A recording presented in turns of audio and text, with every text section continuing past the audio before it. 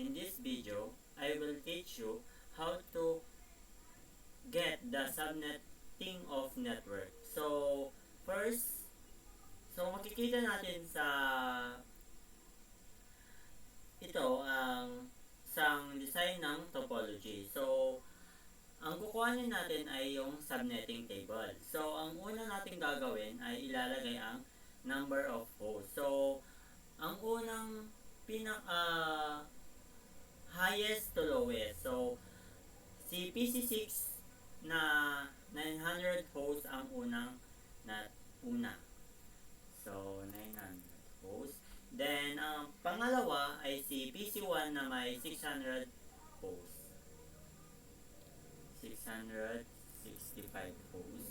Then, ang pangatlo ay si PC2 na may 350 hosts. Then, ang pangapat ay si PC4 na may 150 hosts.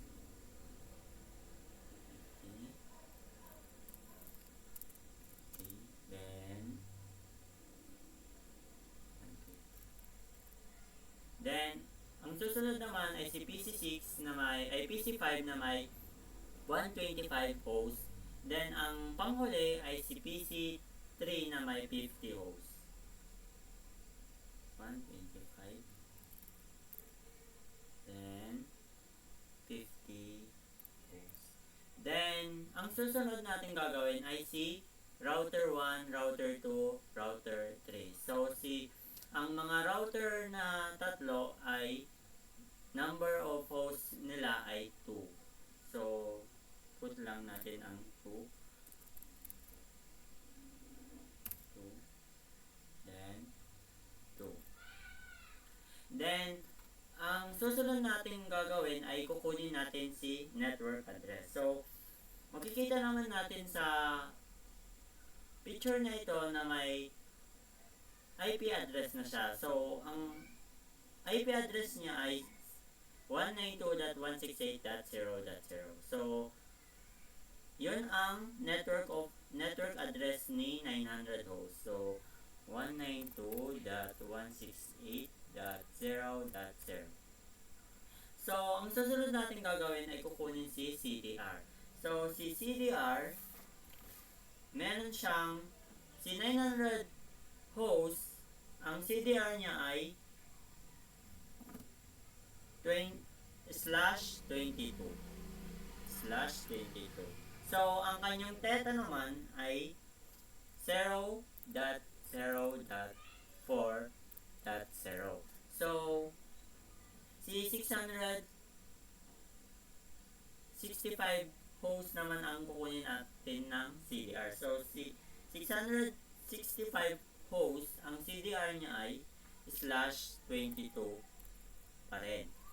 Then, ang theta niya ay same lang sila ni 900 hosts. So, 0.0.4.0.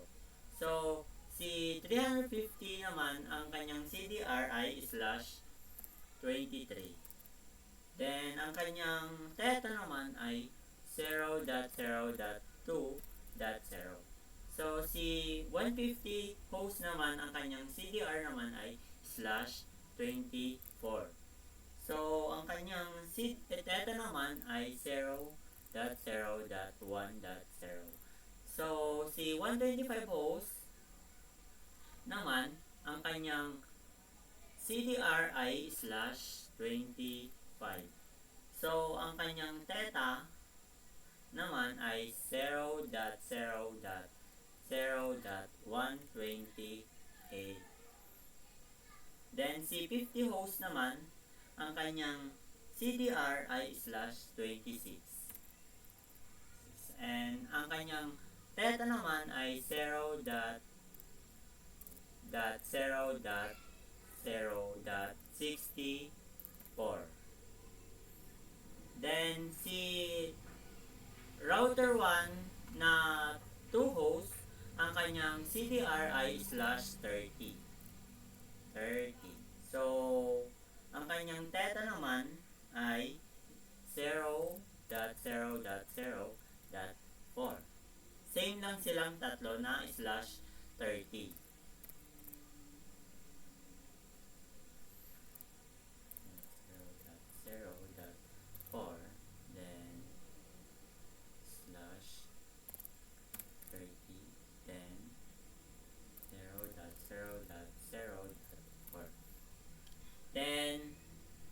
655 host, makukuha na natin ang network address niya.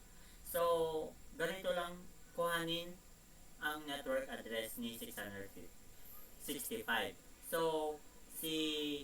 ang gagawin lang natin, ikakopy lang natin ang 192.168. Yung 0, kuhanin natin si 4 na theta niya. Kaya ang ilalagay natin ay 4.0. Yan. Kaya 4 kasi kinuha natin yung theta niya, kaya naging 4. Then, si 350 naman, ang kanyang network address naman ay 192.168.4, kaya 8.0. Kaya naging 8 kasi 4 plus 4 equals 8. Then si 150 naman, ang kanyang network address ay 192.168.8 plus 2 equals 10. 10.0. So, si 125 naman ay 192.168. Wait lang.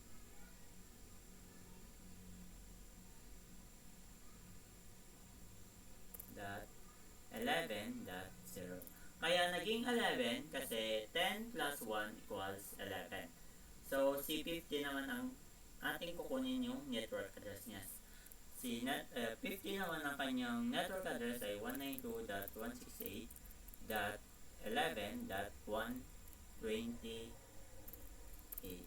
Kaya naging 192.168.11.128 kasi kinapi lang natin yung theta na 128. Kaya 128 ang ilalagay naman.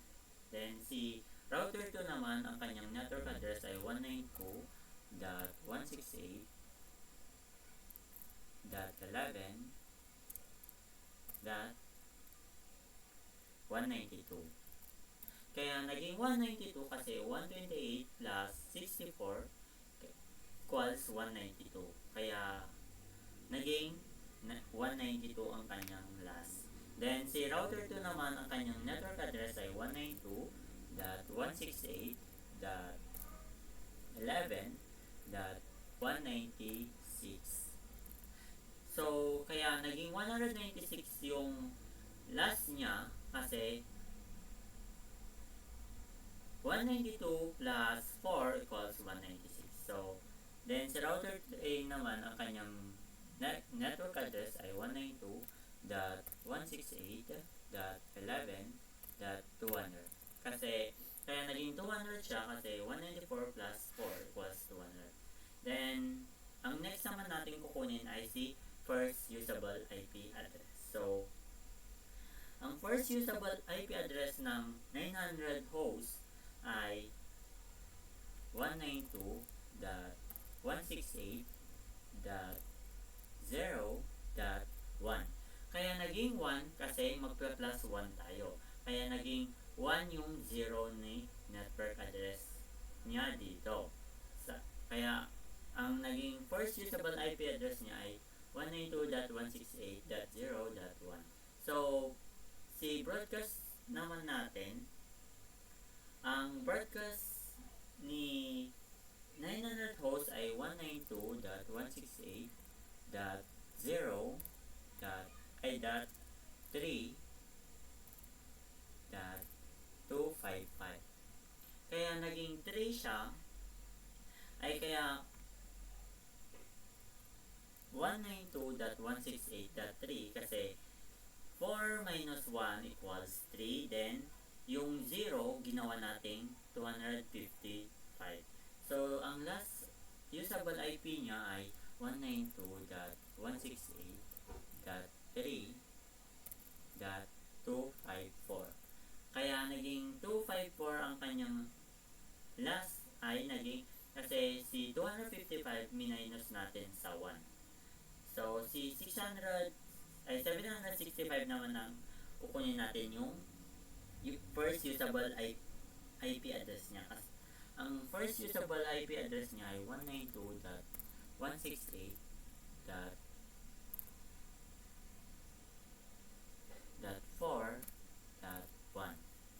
Bakit naging 4? Kasi kinapi lang natin si network address niya. Then, yung 0, ginawa lang natin 1. Then, pupunta tayo ulit sa my broadcast. Ang broadcast naman niya ay 192.168.7.255. Kasi, bakit 7? Kasi, naging 7 siya kasi 3 plus 4 equals 7. Kaya naging 7.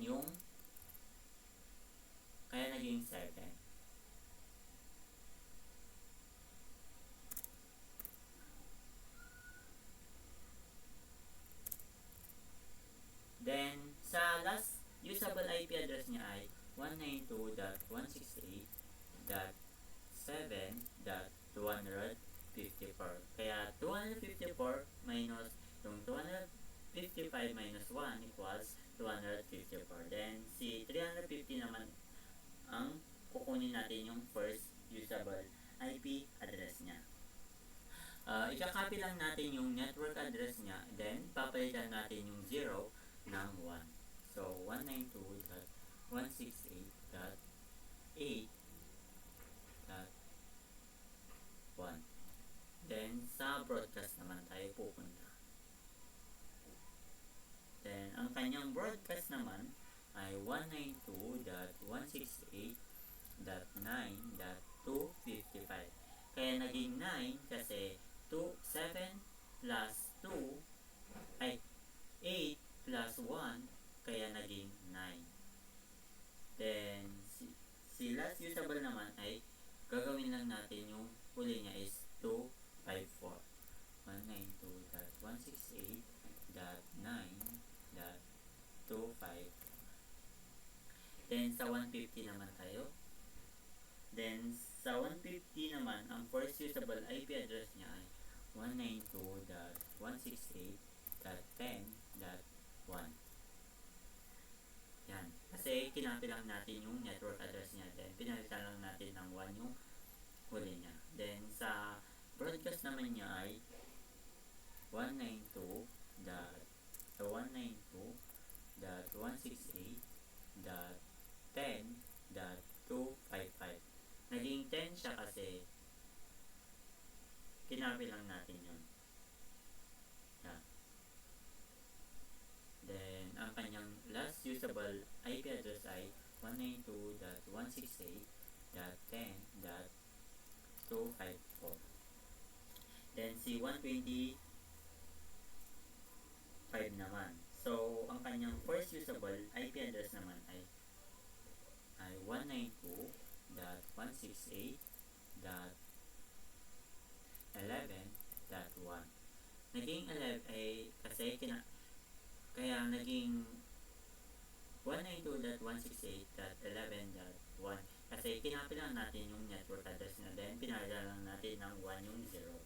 Then, sa broadcast naman, ang broadcast naman niya ay 192.168.11.127.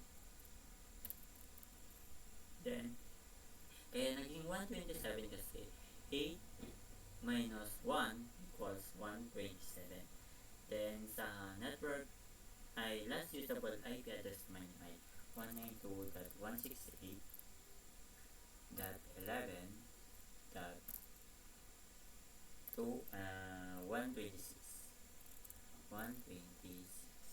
Then, sa 50 naman tayo pupunta. Ang kanyang first usable IP address naman ay 192.168.11.129. Kinapi lang natin yung network address niya, 10 plus 1, kaya naging 129. Then, sa may broadcast naman niya ay 192.168.11.191. 91. sa may last usable naman ay ima-minus 1 lang natin siya. Kaya 192.168.11.190. 190 kasi 191 minus 1 equals 190. Then sa router naman tayo pupunta. Ang kanyang first usable IP address ay 192.168.11.193.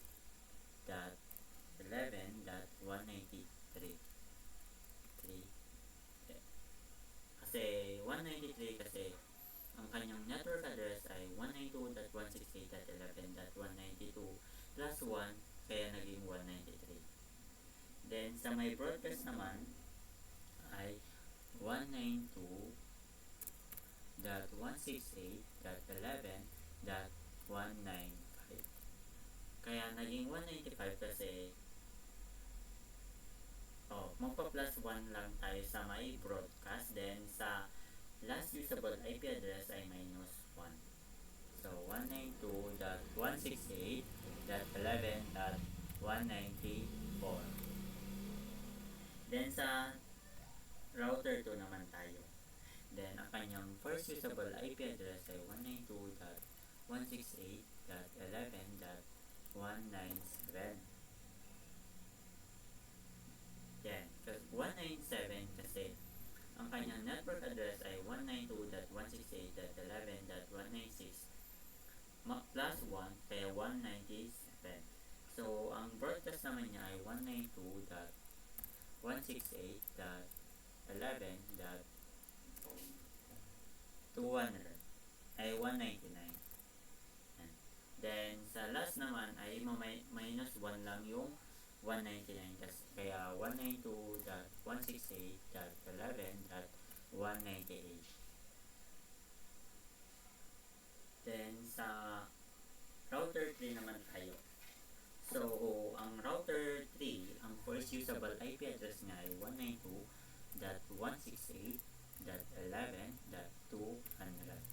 Yan, 201. Kaya naging 201 kasi ang network address niya ay 192.168.11.200.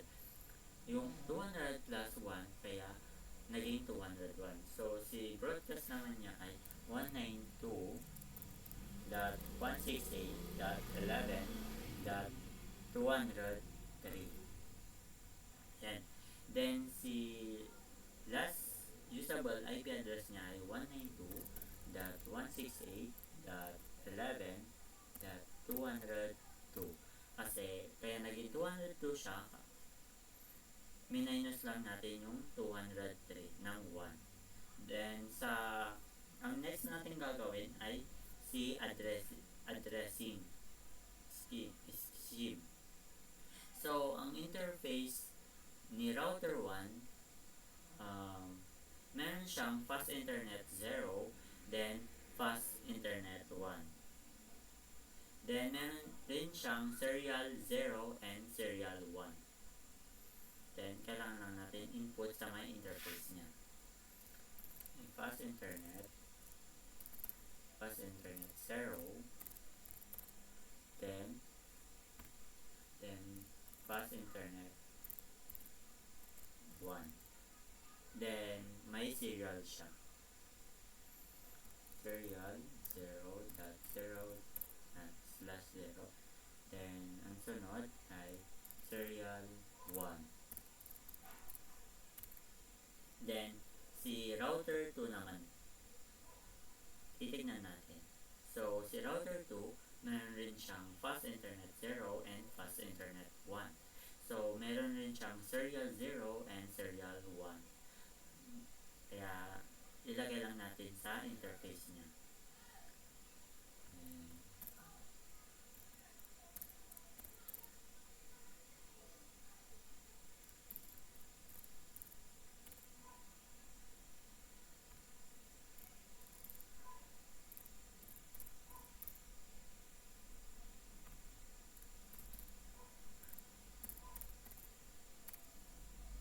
Then si router 3. Router 3, meron rin siyang fast internet 0 and fast internet 1. Then meron siyang serial 0 then serial 1. Input lang natin. Ang 0, then meron siyang 1.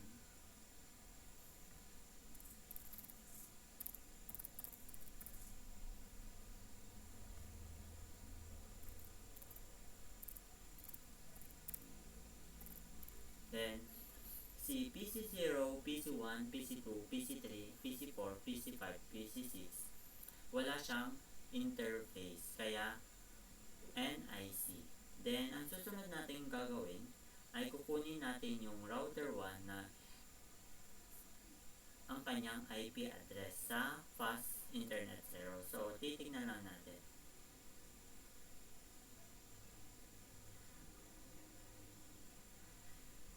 So, si Fast Internet 0, nakakonect siya sa may 350 host sa PC2.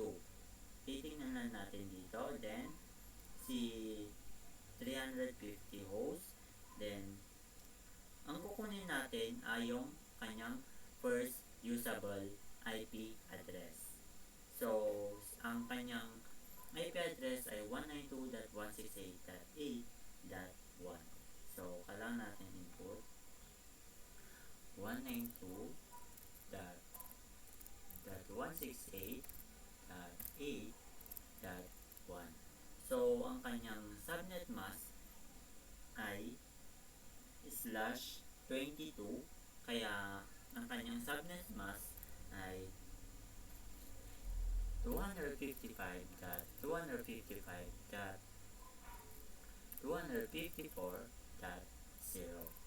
Yan.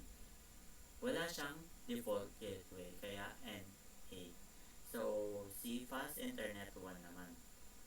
Si Fast Internet 1 ay nakakonect kay 125 host sa PC5. So, si PC5, si 125 host. Then, ang kukunin nating IP address niya ay si first usable. Kaya ito ang ating kukunin na si 192.168.11.1. So, 192.168.11.1. Then, ang kanyang subnet mask naman ay /2025. Kaya, ang kanyang subnet mask ay 255.255.128. Then, sa serial naman tayo pupunta. So, si serial 1, ay serial 0, ay nakakonect, ay nasa router 1. Then, ang kanyang IP address naman ay kukunin natin sa may last usable IP address. So, ang ating kukunin na IP address niya ay 192.168.11.194. So, 192.168.11.194. So, ang kanyang subnet mask ay /30.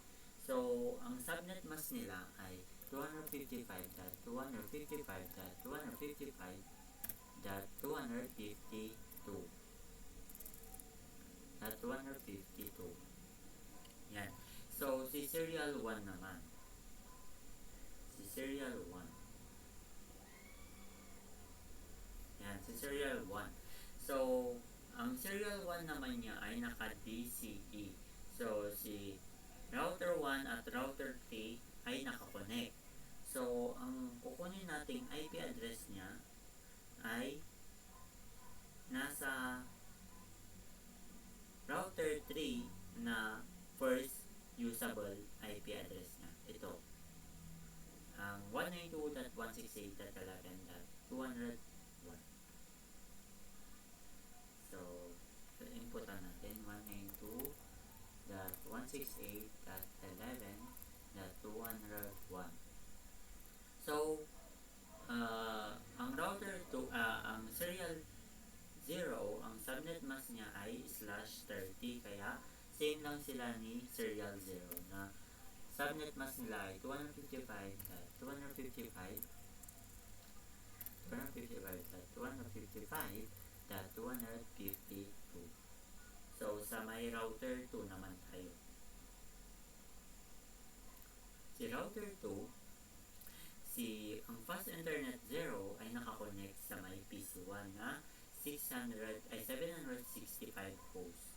765. Ito ang kukunin nating IP address na nasa first usable IP address. So, inputan natin na 192.168.4.1.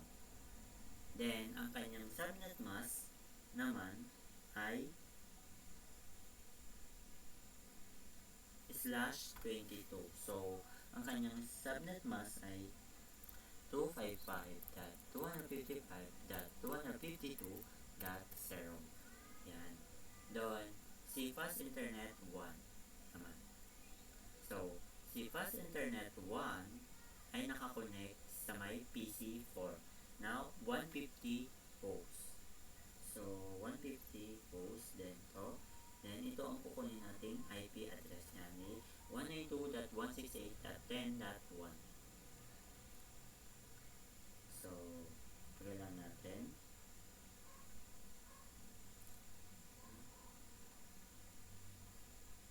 Nasaan ba siya? 150. Then,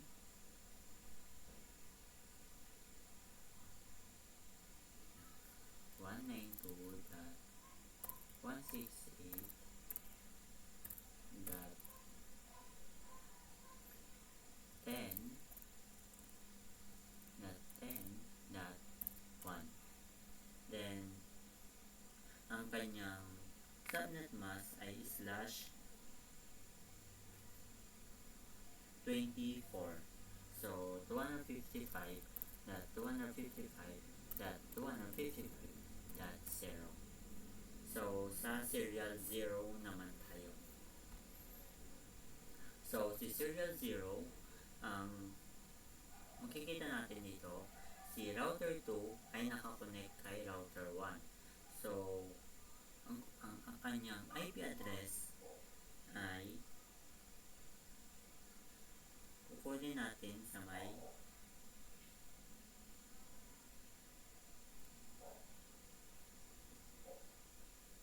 ito 190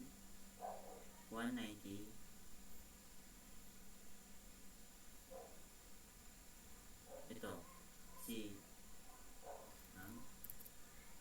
ito si 192.168.11.193 192.168.11.193. Then ang kanyang subnet mask ay /30, kaya naging 255.255.255.252. Then si serial 1 naman. So si serial 1 nakakonect kay router 2 to router 3. So ang kanyang IP address ay ito 192.168.11.198.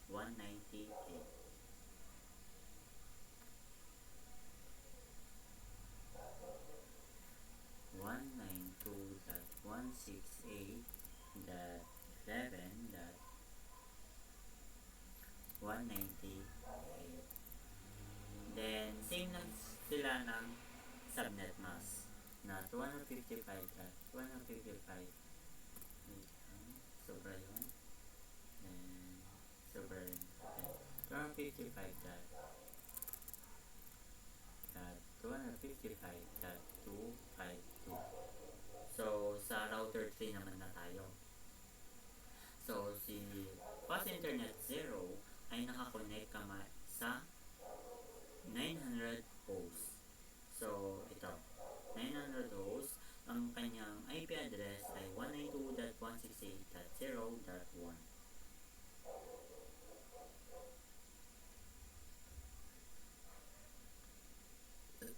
192.168.0.1. Then, ang kanyang subnet mask ay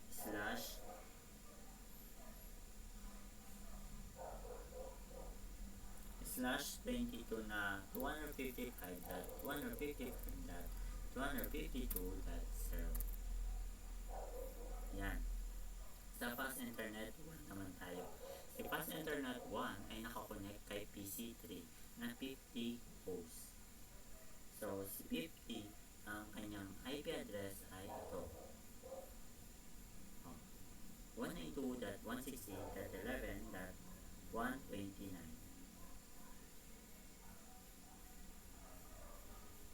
192.168.11.129.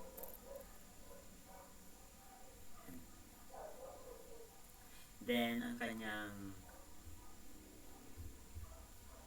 subnet mask ay /26, kaya 255.255.255.192.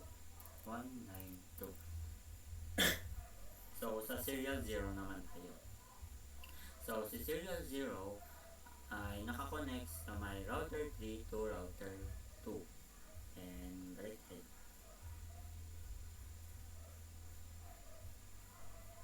So, ang kunin nating IP address niya ay ito. 192.168.11.194. So, set natin 192.168.11.197.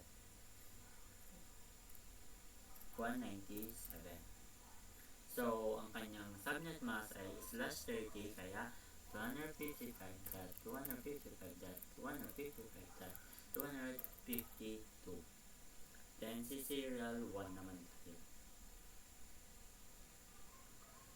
So, si serial 1 ay nakakonect sa may router 1 and router 3. So, ang kanyang sub IP address ay ito. 192.168.11.202.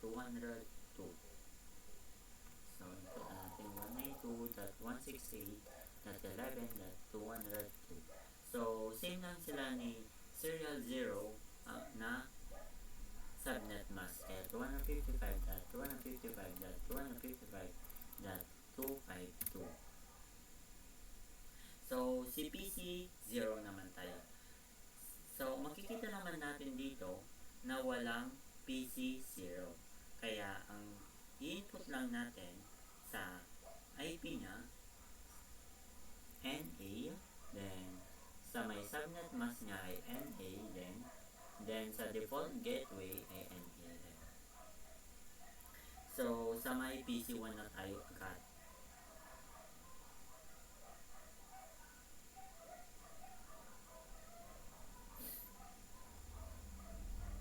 Si PC1, yan. Si PC1 ay 127 host, then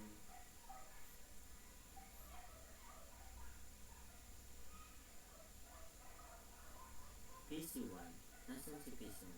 Ayan, 665 host.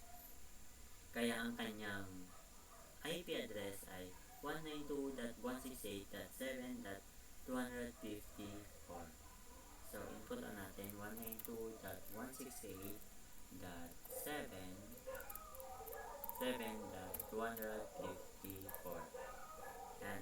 Ang kanyang subnet mask naman ay /22 na 255.252.0.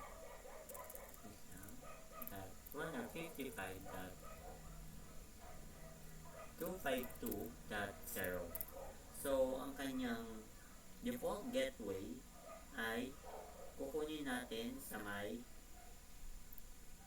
first usable IP address niya. Ito, 192.168.4.1. 192.168.4.1. Yan. Sa may PC2 naman tayo. Si PC2 ay 350 hosts. So, 350 hosts. Ang IP address niya ay kukunin natin sa may last usable IP address. So, ito. 192.168.9.254 ang kanyang IP address. So, 192.168.9.254. So, si subnet mask naman niya ay /23, kaya 155.255.254. So, ang kanyang default gateway ay kukunin natin sa first usable niya. Kaya ito, kukunin natin si 192.168.8.1. 192.168.8.1. Then, si PC3 naman tayo. Si PC3 na 50 hosts. Yan, 50 hosts. Then, ang kanyang IP address ay kukunin natin sa my last usable. Ay, ito, 192.168.11.190. So, 192.168.11.190. 190. Then, ang kanyang subnet mask ay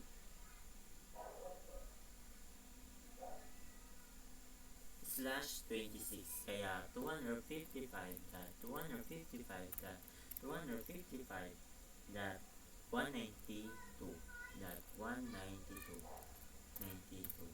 Then, ang kanyang default gateway ay kukunin natin sa may first usable niya. Kaya, ang first usable niya ay 192.168.11.129. So, 192.168.11.129. Then, sa PC4 naman tayo. Si PC4 na may 150 hosts. Ang kukunin natin na IP address ni PC4 ay sa may last usable IP address niya. Then, 192.168.10.0 ay .254.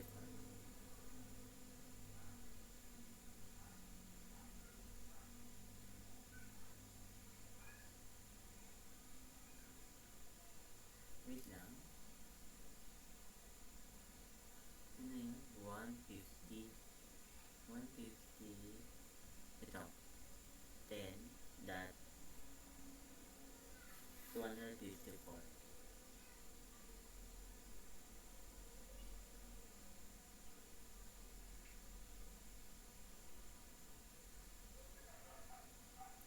Wait, nasaan yun? Si 150 ay 192.168.10. 192.168.10.254. So, ang kanyang subnet mask naman ay /24, kaya 255.255.255.0. So, ang default gateway ay PC4. PC4. Kukunin natin sa my first niya na 150 hosts. 150 hosts ito. Na si 192.168.10.1. 192.168.10.1. Then, si PC5 naman. Si PC5 na may 125 hosts. Then, 120, ang kanyang IP address, kukunin natin sa may last usable IP address na 192.168.11.126.